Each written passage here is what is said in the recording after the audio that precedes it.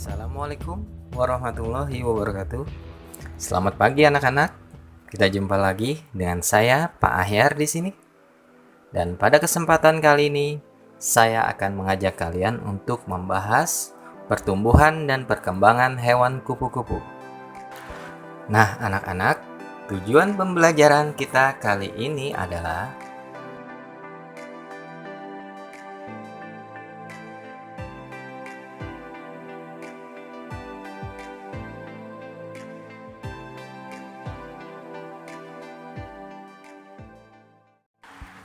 yuk kita simak pembelajaran kita hari ini. Anak-anak, kalian pasti senang melihat hewan kupu-kupu. Benar kan? Ya, makhluk ciptaan Tuhan yang satu ini, selain bentuknya yang indah dan warnanya yang berupa-rupa, tak ingin kita berkedip mata untuk selalu memandang keindahannya. Belajarlah pada kupu-kupu. Kenapa?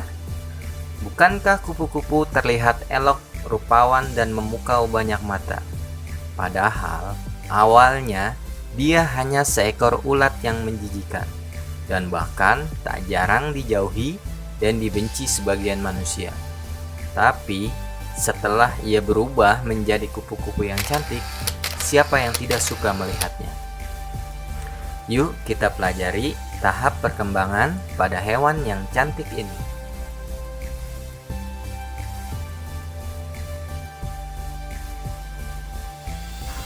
Nah, anak-anak, gambar yang kalian lihat ini adalah gambar proses daur hidup kupu-kupu.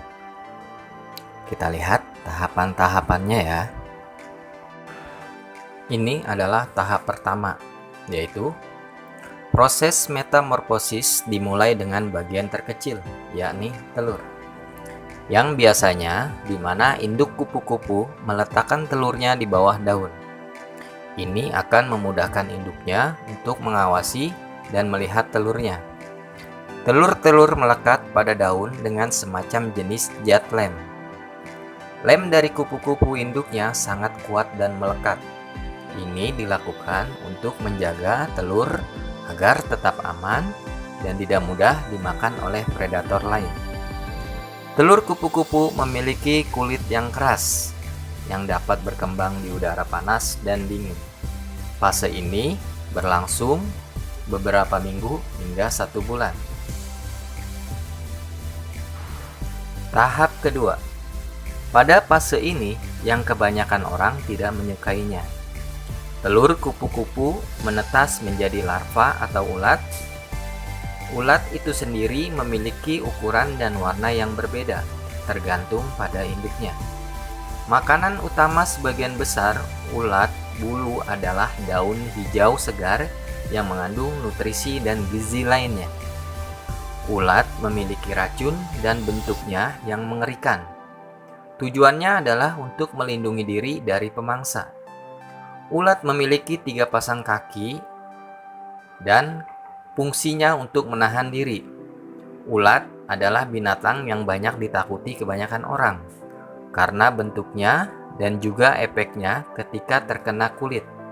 Kulit biasanya akan gatal-gatal dan bintik-bintik.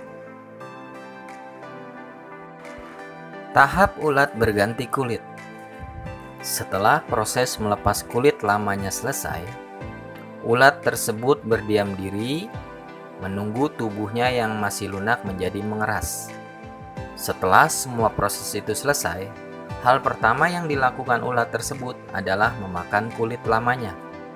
Tujuan memakan kulit lamanya dikarenakan masih ada nutrisi yang terkandung di dalamnya, dan juga untuk menghilangkan jejak agar keberadaannya tidak diketahui oleh pemangsa lainnya. Tahap kepompong. Selanjutnya, ulat akan membuat cangkang atau yang biasa dikenal di Indonesia sebagai kepompong.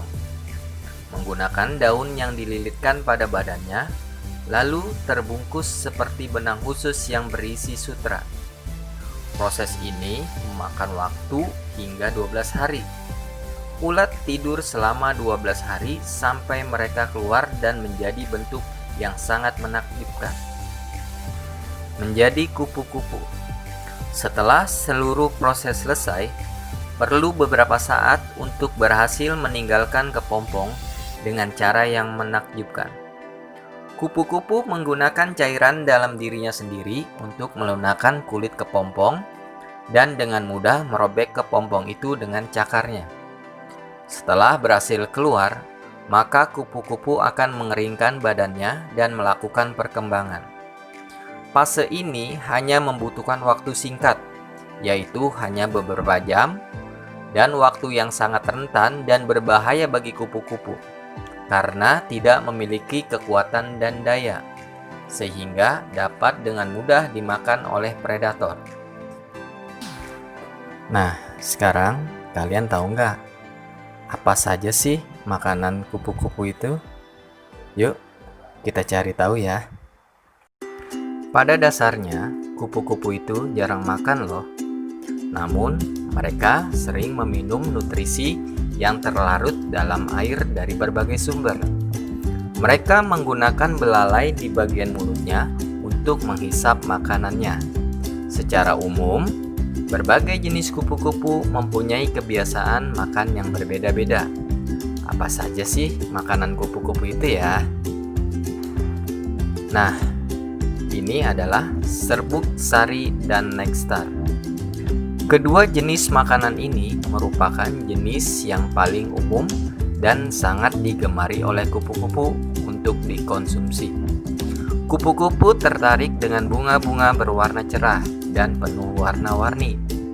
Nektar menjadi makanan mereka karena kaya akan kandungan nutrisi serta gula yang memberikan bantuan energi instan terhadap tubuh mereka.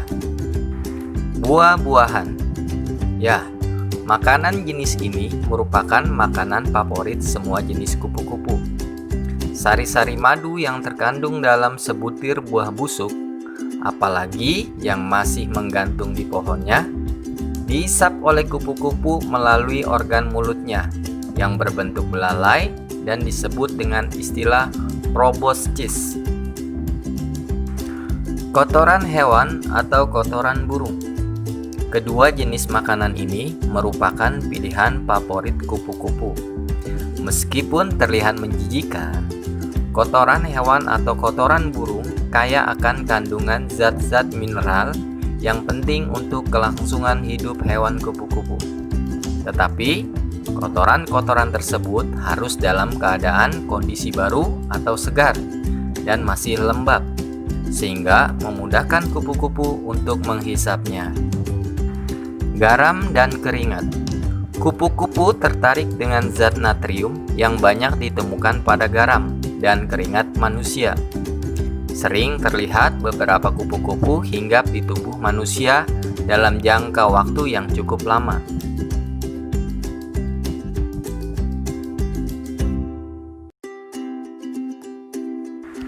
Sistem pernapasan pada kupu-kupu.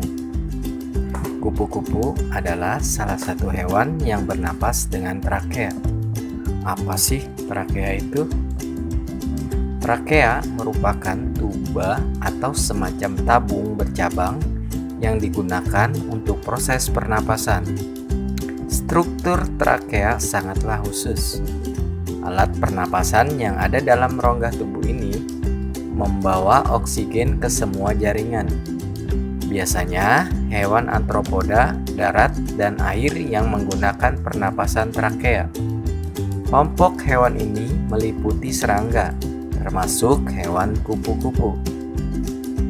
Nah, anak-anak, demikianlah pembelajaran tentang metamorfosis kupu-kupu. Mudah-mudahan kalian semua sudah paham ya tentang proses daur hidup hewan kupu-kupu. Jangan lupa kerjakan tugasnya ya. Sampai ketemu lagi di pembelajaran selanjutnya. Sekian, terima kasih. Wassalamualaikum warahmatullahi wabarakatuh.